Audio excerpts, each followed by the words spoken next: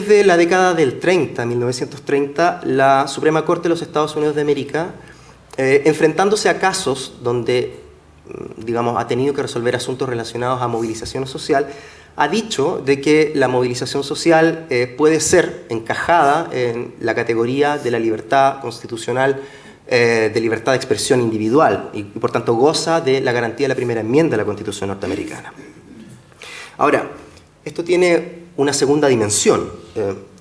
Así como se ha dicho que la protesta social puede ser encajada en un derecho expresivo, es también posible que este derecho expresivo sea regulado del mismo modo en que son regulados otros derechos, con el objeto de que no lesione otros valores, no lesione bienes jurídicamente relevantes, etc., ¿no?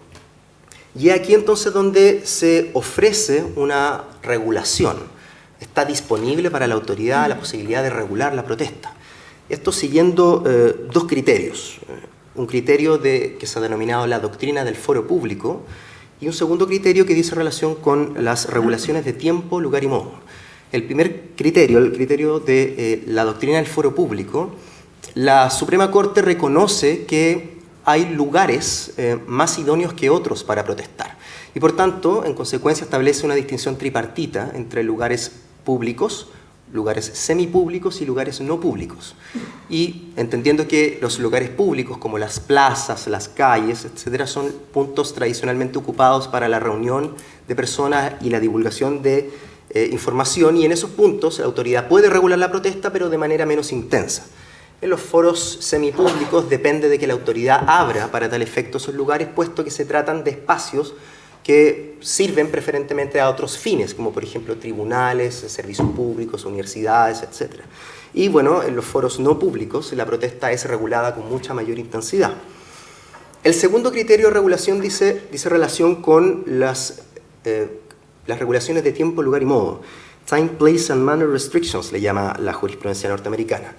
Y esto implica de que la autoridad puede exigir tiempos para la protesta, lugares para la protesta y modos para la protesta, ¿sí? Con tal que cumplan los criterios de ser regulaciones de carácter neutral, de que se apliquen a todos los grupos por igual y que siempre deje abierto un canal de comunicación para el grupo protestante, no obstante cuál sea la regulación específica. Esto porque en la base se entiende de que la protesta es un derecho expresivo. El problema de esto,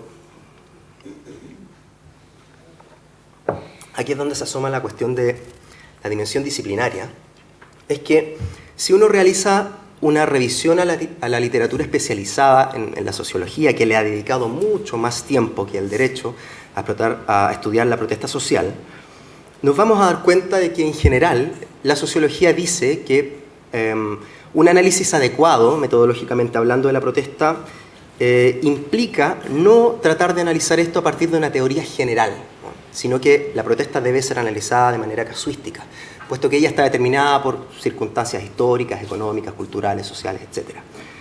Y por tanto, el intento de generar una teoría general del derecho a la protesta social, como el derecho constitucional lo hace en los últimos años, y donde el significado preferente sería la libertad de expresión, no sería algo tan, digamos, útil para explicar de buena manera la protesta social.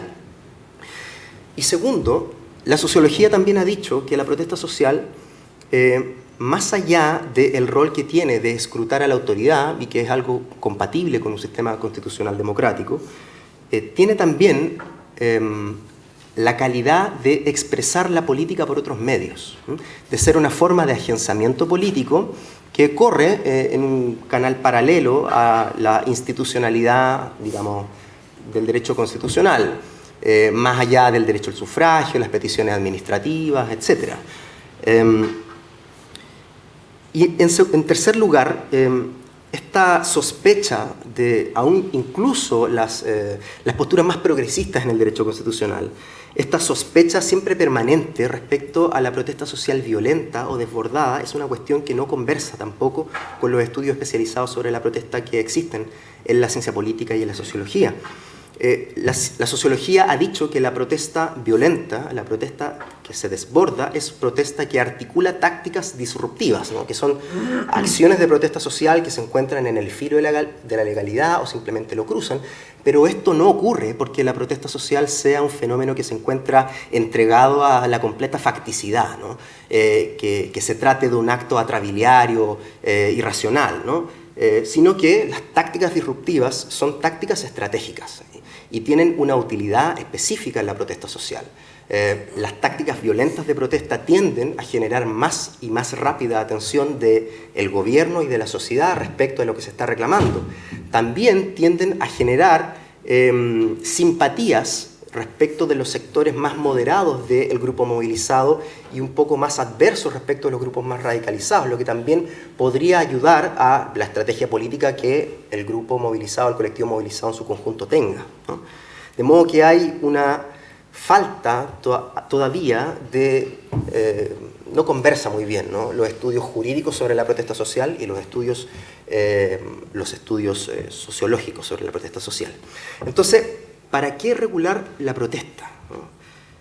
Pareciera ser que el constitucionalismo tiene un compromiso con algunos valores que, bueno, evidentemente es así, ¿no? El respeto de derechos de terceros, el cuidado del orden público, la seguridad interna, la propiedad público-privada. Todos son cuestiones que podrían eventualmente ser lesionadas por la protesta social en algún modo. Pero la duda que surge entonces es, ¿no será mejor sincerar las posiciones? Desde el derecho constitucional, quienes defienden un derecho a la protesta no pueden hacerlo sin explicitar que el encuentro entre protesta y constitución no es tan amigable como se ve y que en algún minuto uno de los dos fenómenos va a tener que soportar alguna carga, ¿no? Y pareciera ser que las regulaciones de la protesta han ayudado más a que el constitucionalismo se reafirme a expensas de la protesta social. Y esto es porque, finalmente, en el discurso constitucional existe un decantamiento de las libertades políticas. Si entendemos que la protesta social es un agenciamiento político y entendemos a su vez que el discurso constitucional lo que hace es tomar esta libertad política originaria y decantarla en libertades civiles y juridificadas, en donde se nos dice, ustedes son agentes políticos, son sujetos políticos, pero la politicidad se ejerce a través de las vías dispuestas por el derecho constitucional y, bueno, ustedes tienen derecho a sufragar cada cuánto tiempo, tienen derecho a presentar peticiones administrativas, etc. Y por otro lado, la protesta social diría, bueno, este es un agenciamiento político de libertad originaria y que no necesariamente precisa del permiso del andamiaje constitucional para desplegarse.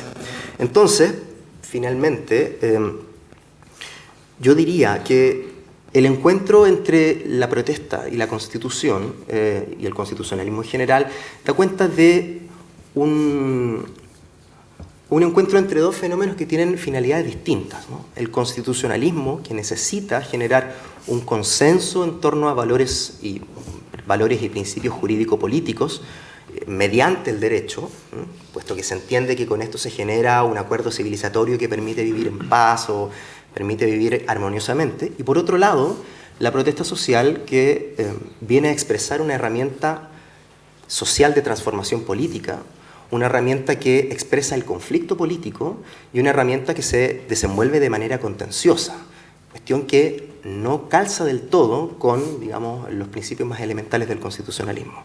Entonces, voy a terminar en honor al tiempo, simplemente dejando una reflexión para que ustedes la mediten como estimen conveniente. Por más que tengamos un derecho a la protesta, es decir, un derecho armado jurídicamente, ¿qué sentido tiene una protesta modelada por la autoridad? Si entendemos que las protestas sociales que han tenido avances, que han logrado jornadas laborales, que han logrado derechos sociales, son precisamente jornadas de protesta intensa, son huelgas, paros, tomas, cortes de ruta, que han precisamente incomodado a la autoridad. ¿Qué sentido tiene una protesta juridificada, una protesta modelada por la autoridad? Me despido con esa interrogante, es todo lo que quisiera decir.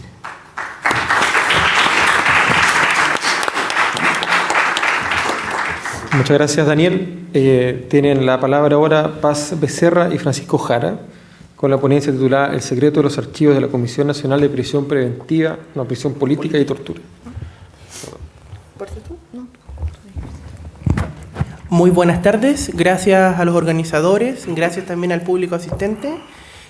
Con Paz nos vamos a dividir en 7 minutos más o menos cada uno, de manera de respetar los tiempos.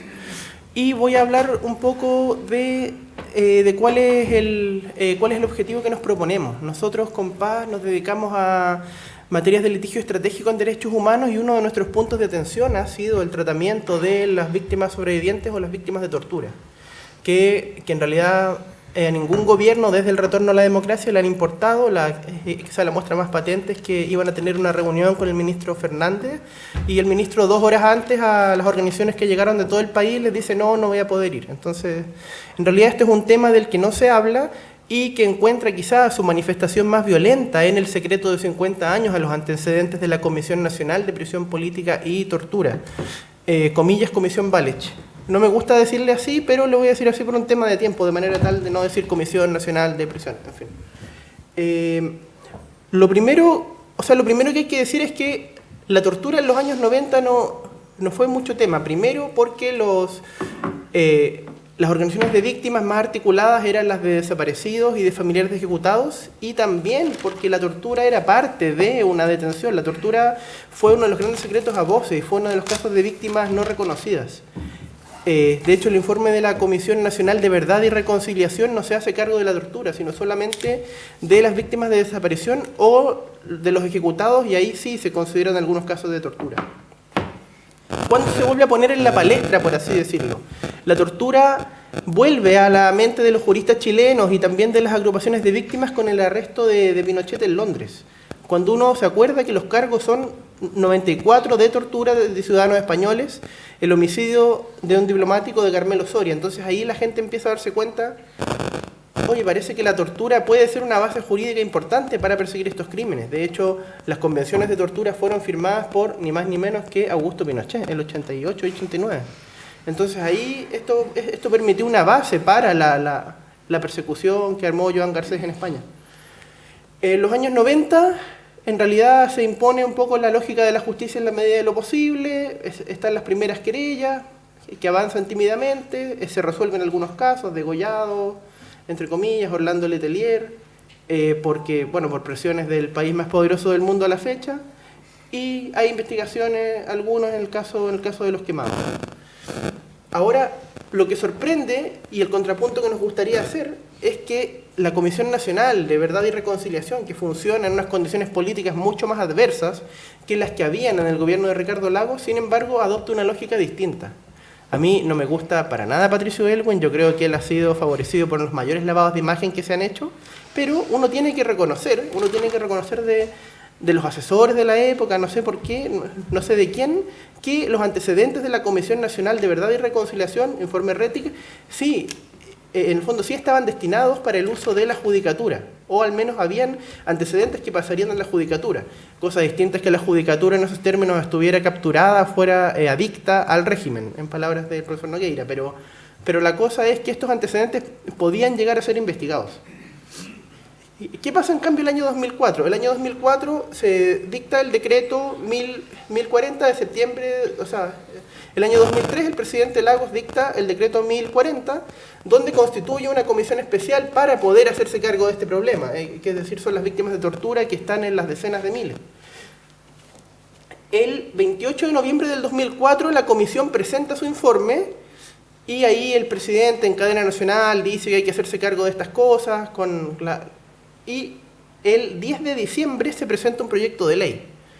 Tengan ojo en las fechas, porque esto es bien importante. Y el 24 de diciembre, es decir, del día, en 14 días corridos, es decir, sin contar fines de semana, sale una ley y entre medio, así como en que nadie se fijó, introduce el secreto de 50 años de los archivos. Así, un gol de media cancha de Ricardo Lagos. Un regalo de Navidad porque 24 de diciembre no hay ninguna posibilidad de articular ninguna protesta. Las organizaciones se dieron cuenta, pero en ese momento más encima están todas peleadas, aprovechado eso por interior. Entonces en realidad no había ninguna posibilidad de articular nada. Y los propios diputados han dicho, no, este fue un gol que nos metieron, no me fijé, no lo revisé, era Navidad, estaba comprando regalos. Hemos escuchado así todo tipo de justificaciones vergonzosas que mejor que no las dijeran. Y lo concreto es que el informe de la Comisión Balich 1 tiene un secreto de 50 años que finaliza el 28 de diciembre de 2054, que es el siguiente día hábil al 25 de diciembre, es decir, un regalo del Día de los Inocentes que nos va a mandar ahí también Ricardo Lagos. ¿Qué dice el artículo 15? El artículo 15 de la Ley 19.992 dice que son secretos, documentos, testimonios y antecedentes aportados por las víctimas de la Comisión Nacional de Presión Política y Tortura. El segundo dice que el secreto establecido se mantendrá durante el plazo de 50 años. Esto no estaba en el decreto 1040 que establece la comisión, esto no estaba ni siquiera entre la gente que atendió a las víctimas de tortura, esto no estaba en los formularios que firmó la gente y esto no le fue dicho a nadie. Todos los que han salido después diciendo cosas derechamente mienten. Hay Pepe Out y otros canallas que no quiero nombrar para no amargarme el día. Porque estoy en Valdivia, así que quiero disfrutar de delincuentes. Entonces, bueno, ¿qué es lo que hemos hecho con Paz? Nosotros hemos tomado algunos parámetros del derecho internacional de los derechos humanos y hemos instado algunas acciones de litigio estratégico. Por ejemplo, si bien el inciso tercero del artículo 15 tiene una excepción al secreto, en la práctica muy pocas víctimas la habían usado y el Instituto de Derechos Humanos hasta 2015 denegaba completamente la entrega de todos los antecedentes.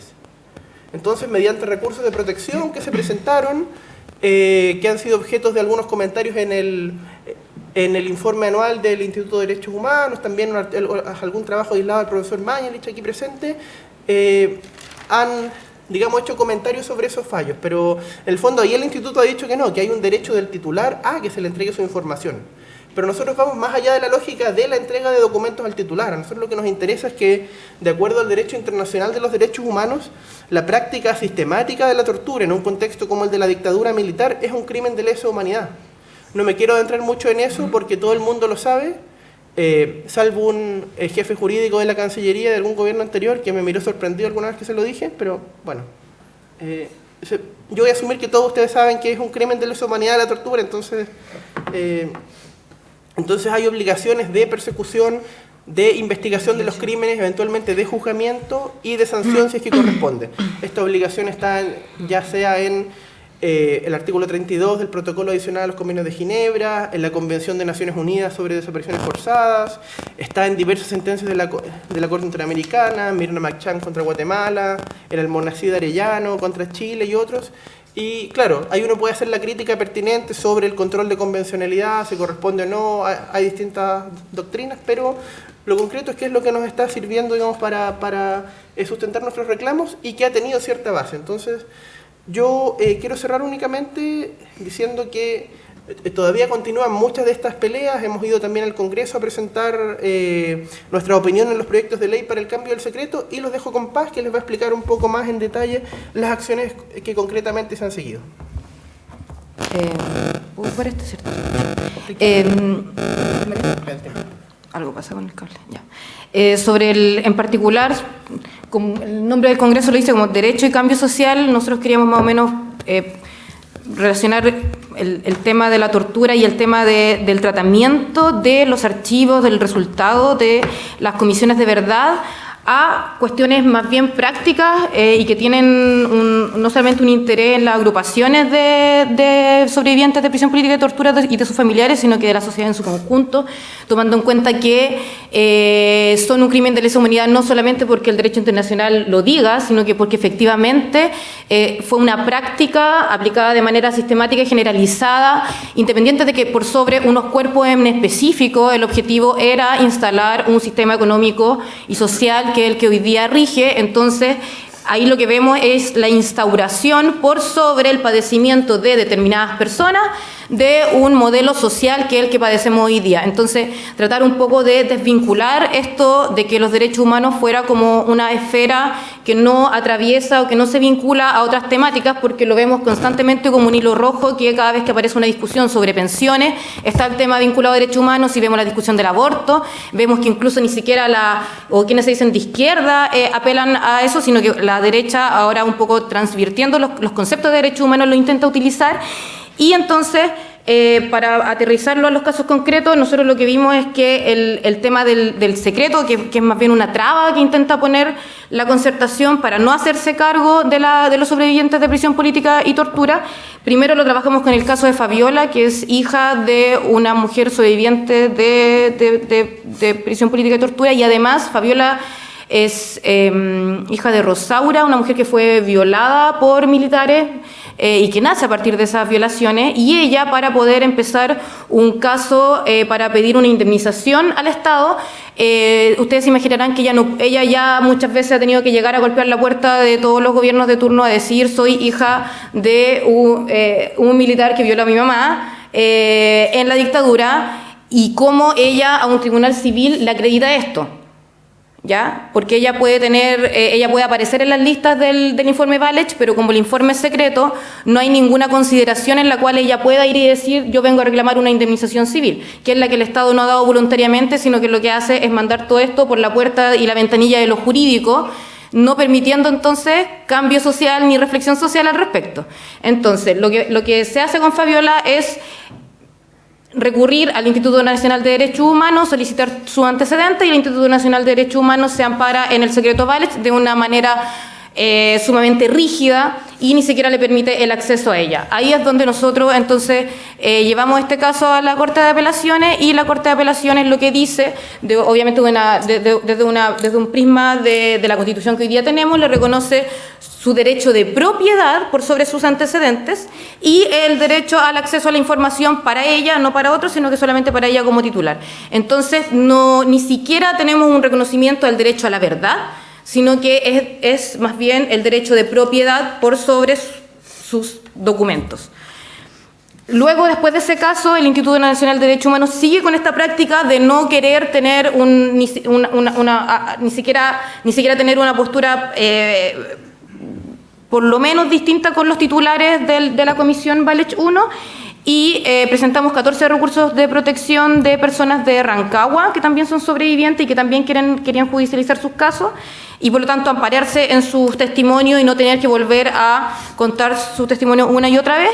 Y ahí tuvimos la suerte de que nos tocan dos ministras, las mismas dos ministras de hace 6 meses anteriores, que ya además habían sido ministras en visita, que le había tocado investigar casos de ejecuciones, y ganamos nuevamente esos casos, y de ahí se provoca entonces podríamos decir, cambio social, que es el cambio de criterio del Instituto Nacional de Derechos Humanos, y que de una vez por todas asume y dice: por lo menos les voy a entregar su archivo a las personas que lo vienen a solicitar y que son los titulares reconocidos por las comisiones. Y ahí entonces se genera un cambio. Ahora, a partir de ese litigio, lo que descubrimos, que no es un descubrimiento, pero sí logramos evidenciar que existe una base de datos digital que reúne tanto el trabajo de la Comisión Valech 1, de la Comisión Valech 2, o sea, estamos hablando de la información y del informe RETIC, de la Vicaría de Solidaridad, y de un sinfín de bases de datos que además tienen el carácter de pública.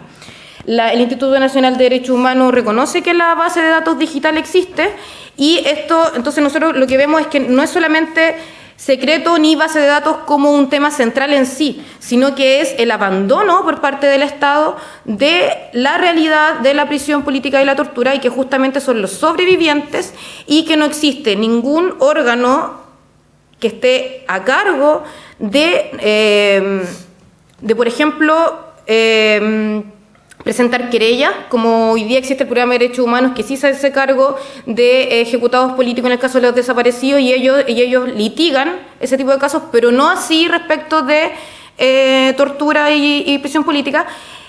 Y además, hasta hace muy poco, hasta hace por lo menos 2 años, los ministros todavía, en algunos casos, no acogían a tramitación querellas por prisión política y tortura. Y esto además ha generado... Porque al final lo que nosotros acá vemos es que el Estado a los sobrevivientes les dice: yo no me voy a hacer cargo de esto, cierra las puertas tanto a las organizaciones de negociación como también entonces los deriva y los manda a la ventanita jurídica, y la ventanita jurídica lo que tenemos es que hasta hace poco los ministros no querían investigar, eso ha ido cambiando de a poco, y además que tampoco se han querido sentar a decir: vamos a reparar y a resarcir el daño de manera integral. Y entonces, ¿qué han hecho los sobrevivientes? Recurren a abogados particulares. ¿Y qué es lo que ha generado la solución particular? demandas masivas de expresos políticos a manos de abogados que no tienen tal vez las capacidades para hacerse cargo, y entonces tenemos hoy día alrededor de 4.000 personas que tienen sus demandas rechazadas incluso por la Corte Suprema, diciendo que están prescritas, o sea, que no merecen una indemnización por parte del Estado, porque desde el año 2004, con argumentos de ese calibre, que es del año 2004, que es cuando la comisión saca los resultados de la comisión Valech, desde ahí se cuentan los 4 años para haber hecho una demanda civil. Y después de eso, esto estaría prescrito. Entonces, nosotros lo que vemos es que en estas materias está la puerta cerrada por parte del Estado para negociar con las organizaciones, se les deja la ventana abierta de lo jurídico, y lo jurídico obviamente permite trabajar, permite hacer litigio estratégico, pero no es la forma de abordar un problema que es más bien político.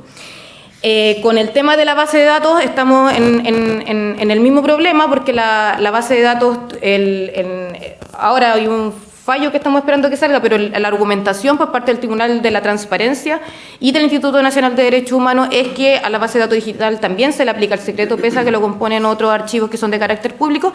Y además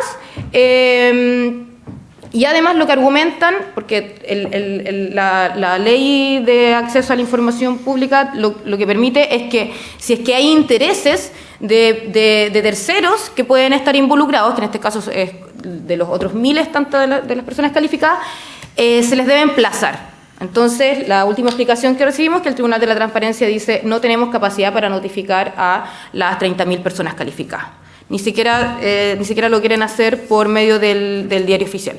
Entonces, lo que nosotros vemos es más bien que, independiente de que existe un cierto activismo judicial, o bien que lo mismo que nosotros hacemos, eso no es, ni tampoco es lo que va a posibilitar que un problema que es más bien político y que tiene manifestaciones concretas en muchos otros aspectos de temas sociales, se va a resolver por la vía jurídica, porque en general nosotros de lo que dependemos es del criterio de cada ministro que nos toque en cada sala. Eso.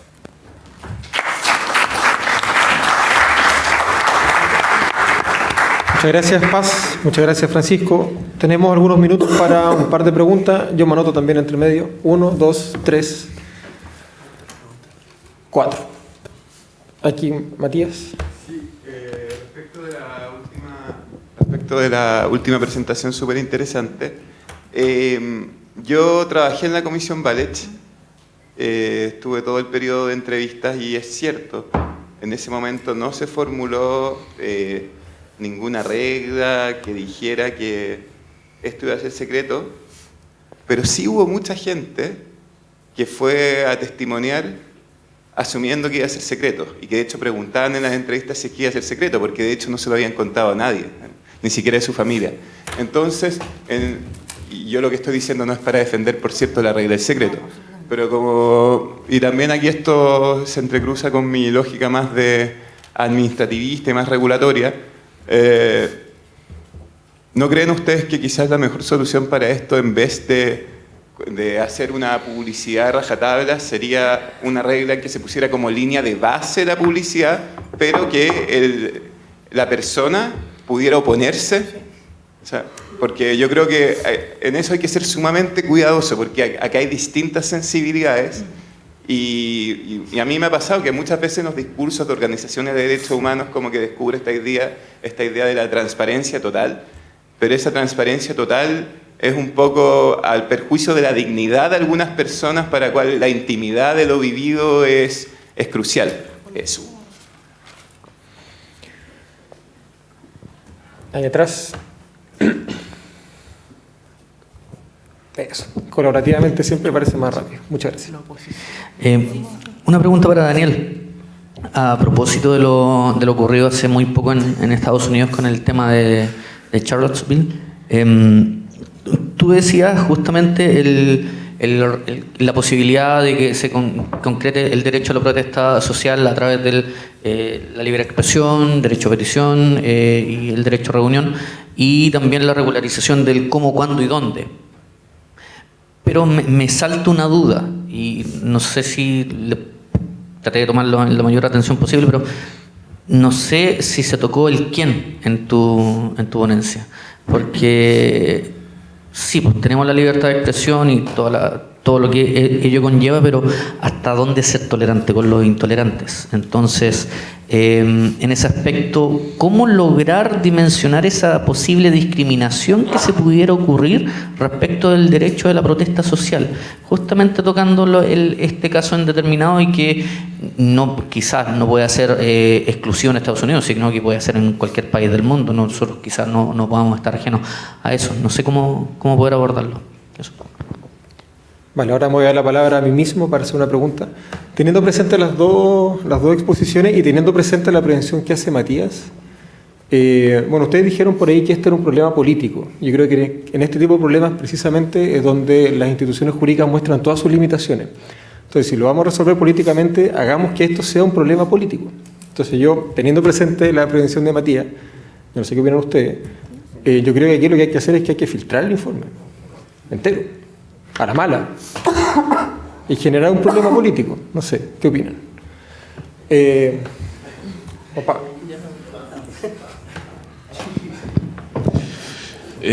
Muchas gracias por las dos ponencias. Para Daniel tendría yo la siguiente pregunta. Yo tiendo a estar muy de acuerdo con la sugerencia de que la pretensión, muchas veces bien intencionada, de conferirle alguna dignidad o reconocimiento jurídico al así llamado derecho de protesta social, puede terminar domesticando su ejercicio de modo de neutralizar su significación impugnatoria, y creo que eso es algo que a veces es pasado por alto por quienes pretenden legitimar la protesta, ¿no? De un modo que no alcanza a ser percibido como contraindicado. Dicho eso, yo me preguntaría si las referencias al discurso de la ciencia política y de la sociología que se han ocupado, según lo que tú explicas, yo creo, te acompaño, no tengo información, pero me parece plausible por lo que uno observa más lejanamente, en mayor profundidad y dedicándole mucho más interés al fenómeno, si acaso en esas referencias tú estarías introduciendo alguna connotación legitimatoria de carácter no jurídico. Y lo digo porque la dificultad que uno enfrenta cuando precisamente renuncia a la pulsión, ¿no? de otorgarle alguna forma de validación jurídica a lo que pretende ser impugnación del statu quo jurídico, es que, bueno, eso deja a quienes recurren a esas vías y a esos métodos en una posición de exposición a padecer reacciones jurídicas que desconocen desde el punto de vista interno al derecho esas pretensiones de legitimidad, ¿no? Entonces yo no sé si tú estarías inclinado a pensar que ese es un costo que hay que asumir, o si crees que hay espacio, por decirlo así, para establecer yo creo que no, pero un contexto de legitimación no jurídica, que obviamente sería política, que de alguna manera tuviera que permear, sin embargo, el modo de reacción jurídica a esas muestras de desbordamiento de lo jurídicamente permisible. Y una pregunta más periodística para Paz y Francisco. Yo me quedé con la impresión, cuando se lanzó el volumen del Anuario de Derechos Humanos, en que está incluido el trabajo al que hacía referencia Francisco, de que el entonces recién asumido nuevo director del Instituto de Derechos Humanos, que fue invitado además a presentar ese número, daba una muestra de mayor preocupación por el asunto y de mayor apertura a incorporar esa demanda de un modo tal que eso pudiera terminar modificando la práctica del propio instituto en términos de cómo se ha comportado frente a las exigencias que ustedes retrataban.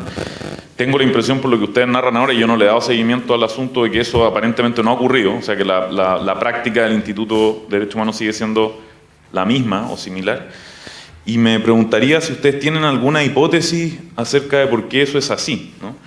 Yo tengo la impresión, y esto es algo que yo creo que la pre-campaña presidencial con Lagos e Insulza como figuras relevantes algo sugiere, que hay muchos intereses digámoslo así, de protección del legado concertacionista, y yo incluiría ahí el caso Cheire como otra muestra de lo mismo, que se juegan acá. Y si ustedes tienen, en lo que sea posible, por supuesto, compartir en este foro, si tienen algún antecedente que haga algo verosímil esa suposición, ¿no? De manera tal que incluso en la jefatura, ¿no? ¿no? En la dirección del Instituto de Derechos Humanos, ese tipo de presión o de manifestación de preocupación pueda estar teniendo algún impacto. Vale, muchas gracias. Tenemos algunos minutos para las respuestas. Daniel. Vale. En cuanto a la pregunta que me formulaban ahí en el fondo, claro, más allá de las circunstancias específicas que ha tenido esta protesta reciente en Estados Unidos de América, uno se da cuenta de que precisamente el mantra de la libertad de expresión como constructo y significante predominante para la protesta social es lo que ha permitido precisamente la expresión de apelaciones de supremacía racial. Si uno se sale un poco de la libertad de expresión y ve a la protesta como un agenciamiento político, uno podría leer que en ese acto específico de protesta lo que hay es el interés de un determinado grupo de proponer una comprensión, en este caso racial, que atenta directamente contra la dignidad de un determinado sector de la sociedad norteamericana. Y claro, es precisamente la apertura de una cláusula constitucional de la libertad de expresión como la norteamericana la que permite la irrupción de ese tipo de protestas sociales, que parece descabellado que en el año 2017 existan, ¿no es cierto?, protestas de supremacía racial, supremacía blanca. El problema de esto es que cuando queremos exportar cláusulas constitucionales con tal apertura de otros países a nuestras realidades latinoamericanas, donde hemos tenido levantamientos militares, donde hemos tenido dictaduras, donde hemos tenido actos de terrorismo de Estado precisamente, es absolutamente problemático, creo yo. Y en ese sentido yo desaconsejaría también que miremos con tanta admiración, ¿no es cierto?, a tradiciones jurídicas norteamericanas simplemente porque no se ajustan del todo a nuestras realidades particulares. A mí me parecería extrañísimo una protesta de supremacía racial en Chile, ¿no? Pero precisamente ese tipo de protestas se dan a raíz de la apertura que tiene esa cláusula de libertad de expresión. Y en cuanto a la pregunta que me formulara el profesor Mañalich, yo creo que da en el clavo, ¿no?, con el tema, porque esto tiene que ver con cuáles son las limitaciones del constitucionalismo para entender la politicidad humana, ¿no? Creo que hay una brecha de la politicidad humana que se expresa en la protesta social y que es esta articulación de una suerte de libertad política que está siempre presente, pero que el constitucionalismo se niega a reconocer, ¿no?, porque se entiende de que el ejercicio político de todos nosotros se debe producir a partir de las instituciones que este constitucionalismo reconoce, ¿no? Pero lo que hay que entender es que en el encuentro entre constitucionalismo y protesta social es un encuentro que está marcado por relaciones de poder, ¿no? Y que todo acto de impugnación a la autoridad es un acto también que se realiza con pretensiones de agenciamiento político. Por tanto, la subpregunta que había en cuanto a las responsabilidades, yo creo que hay que confiar en el criterio de quienes protestan, ¿no? Solamente las personas que protestan, quienes hemos protestado varias veces en la vida, sabemos a lo que nos exponemos cuando salimos a la calle a protestar y estamos perfectamente conscientes del aparataje estatal que tenemos encima y que tenemos vigilando. Así que tampoco creo que exista una suerte de ilegitimidad de la herramienta estatal para perseguir al protestante, porque finalmente esto creo que da cuenta del encuentro de relaciones de poder y quien decide protestar asume responsablemente a lo que arriesga, ¿no es cierto? Es normal que el constitucionalismo quiera defenderse, un régimen constitucional X, quiera defenderse de un movimiento social que parece alterarlo, parece querer erosionarlo, pero también es legítimo que la sociedad, o parte de ella en algún momento de la historia, sienta que un régimen político específico está atentando en su contra y decida, echar mano a esta libertad política originaria para articular relaciones de poder mediante la protesta. No sé si con eso respondo la pregunta. Gracias, Daniel. Paz, Francisco. Bueno. ¿Cómo prefieres? Ya.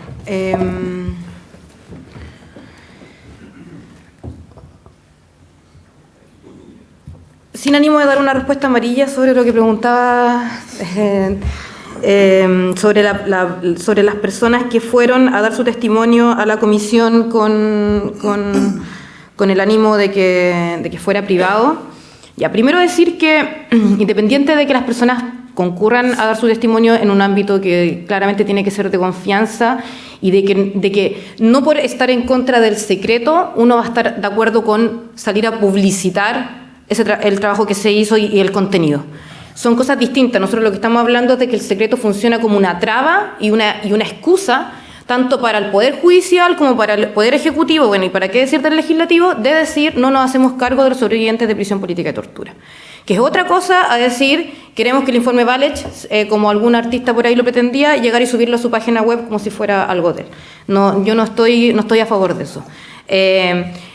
Porque creo que eso es una forma irresponsable de abordar el problema. Creo que justamente con lo que hay que romper es con un procesamiento individual de un problema que es más bien social y político, y lo que han tratado de hacer justamente el gobierno es rotularlo en el ámbito de lo privado cuando no corresponde al ámbito de lo privado. O sea, justamente lo que decía adelante, o sea, cada vez que una persona sufrió prisión política y tortura, eso no obedecía necesariamente a recaer en ese sujeto, sino que obedecía a una práctica sistemática y generalizada con un fin político en particular, que ya lo conocemos.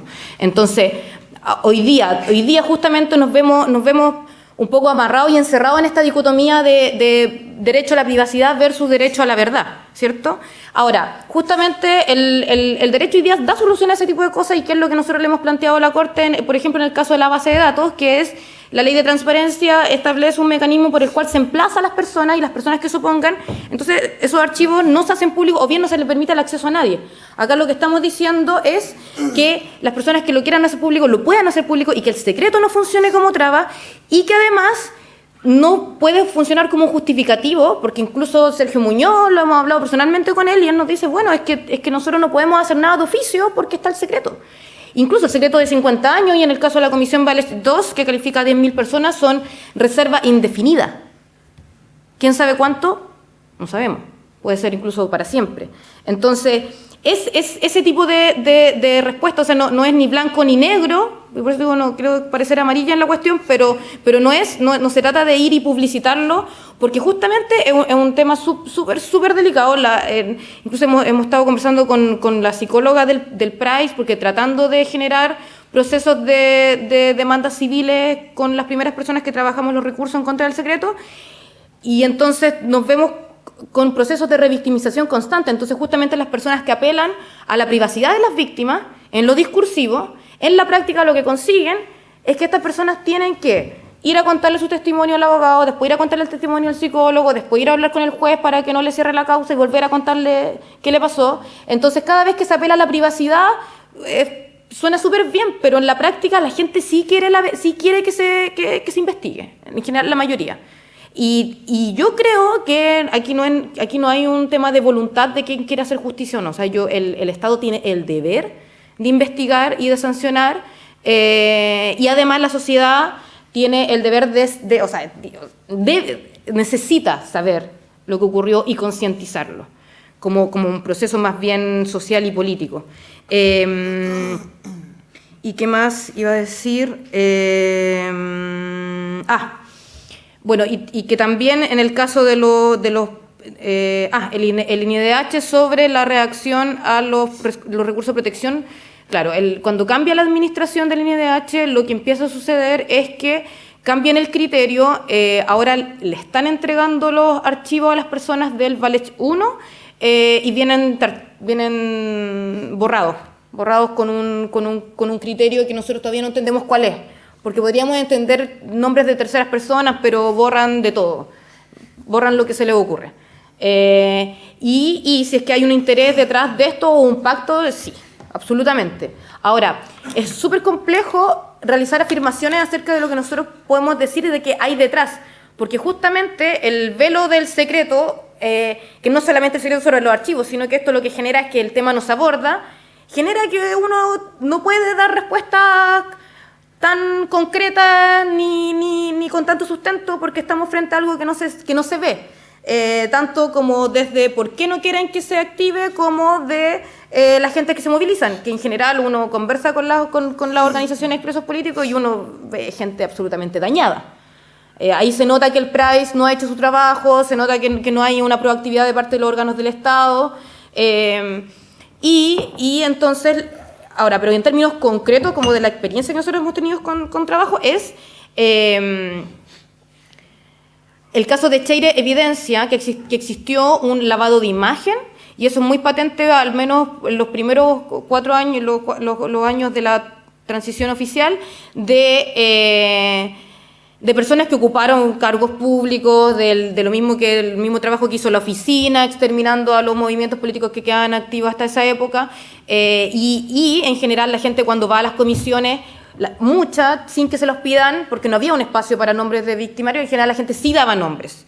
Y en general hay muchas personas que ocupaban altos cargos que, así como el caso de Cheire, que sí son mencionados como activos partícipes.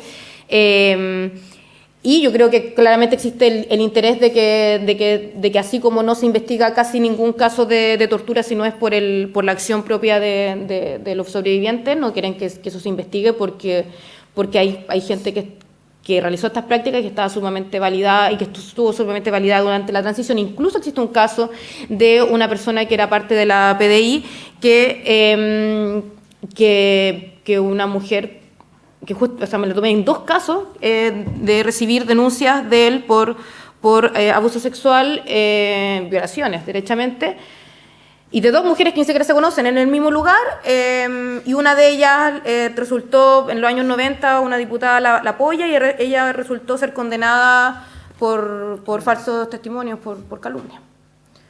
Eso. ¿Sí? ¿Puedo responder? Perfecto. Brevemente, respecto a la primera pregunta, yo estoy totalmente de acuerdo en que cada víctima, uno tiene que respetar la manera en que quiere tratar esto. Por eso nosotros, cuando pedimos la base de datos, y el INDH la niega y el Consejo para la Transparencia también la niega, nosotros lo que ellos dicen, no, es que esto es muy difícil, esto es imposible. O sea, perdón, el Estado de Chile tiene experiencia lidiando con procedimientos masivos. Pueden entrar 30.000 personas a un estadio, puede hacer el censo, puede hacer muchas cosas. Entonces, ¿por qué aquí dice que no hay recursos? Nosotros lo que pedimos es, mande la carta, busque el IPS, busque la gente que cobra pensiones, escríbales, denles un plazo y que se opongan o no. Nosotros, eso lo estamos diciendo, denle a la gente la oportunidad. Ellos dicen, no, es que cuesta mucho, es que es imposible, es que es muy... O sea, el Estado todo el tiempo hace procedimientos que pueden implicar a uno más regulado.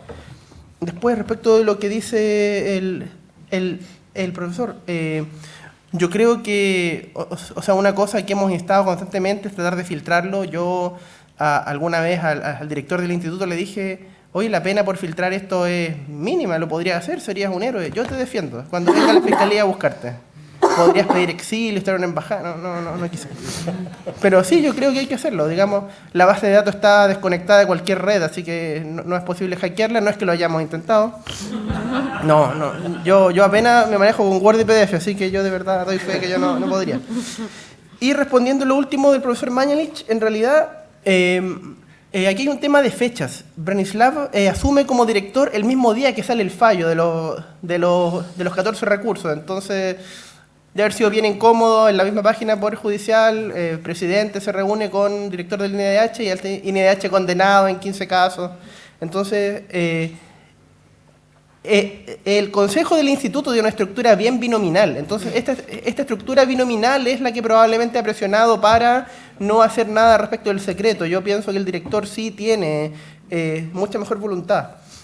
Y en lo concreto, los fallos se tradujeron en un acta de 26 de septiembre del año pasado, donde sometieron a votación lo siguiente, que ante una nueva solicitud de acceso a la información,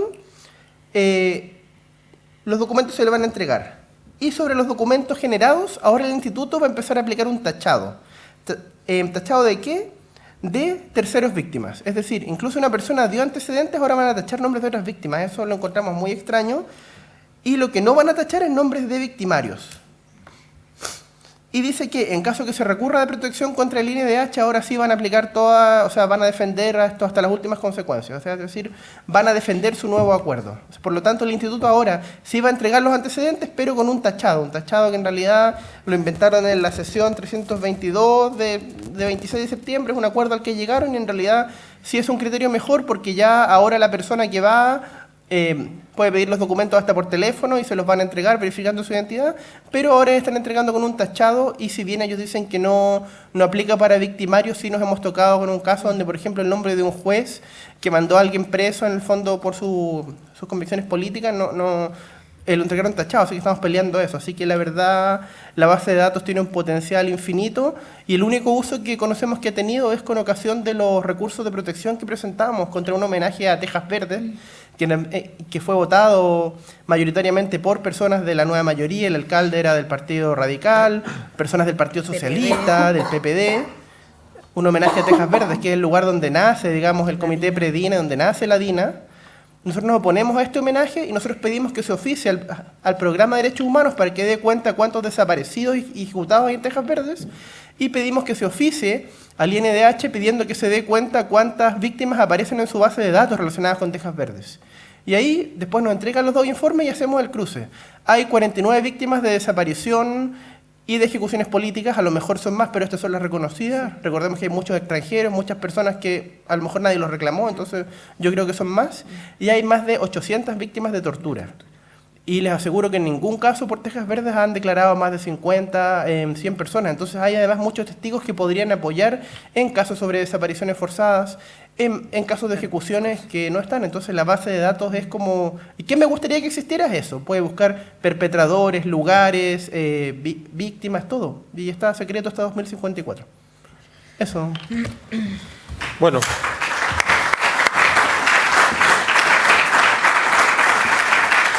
Muchas gracias por sus ponencias a los tres. Vamos a tomar café ahora y volvemos a los paneles Dogmática Crítica y al panel Poder Constituyente. Muchas gracias. Bueno, mal que te acordaste de Tejas Verdes, me había olvidado, se me olvida. A mí no. Yo tengo buena memoria. Es que eso es lo único bueno.